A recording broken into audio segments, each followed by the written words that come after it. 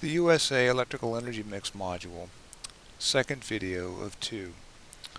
In this video we're going to actually do some modeling work by adjusting the mix of US contribution from the 9 different generation sources to try to reach 20 to 25% total renewables. We'll see what the impact on investment and CO2 are. We start when the program loads. It loads the US baseline out of the database, which is 4.1 billion megawatt hours per year, 8.5% renewables, and about 2.8 billion tons per year of CO2 emissions. I won't change the capital costs on the right hand side. I'll leave the baseline conditions there.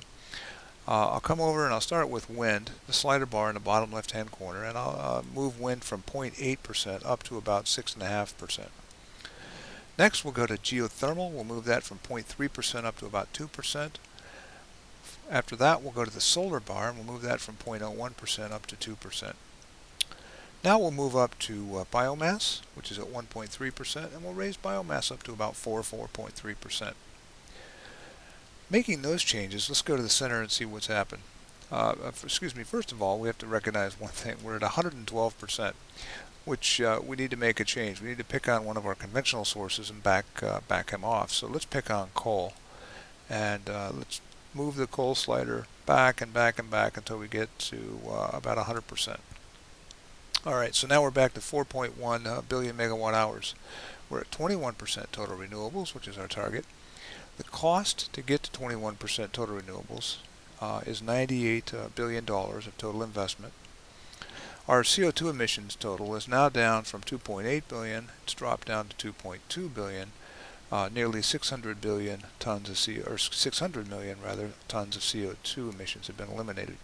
If we go across the bottom, we can see about by category the actual cost. So if we come over here to biomass, we see that the biomass investment was 21 billion. The wind investment was 40 billion.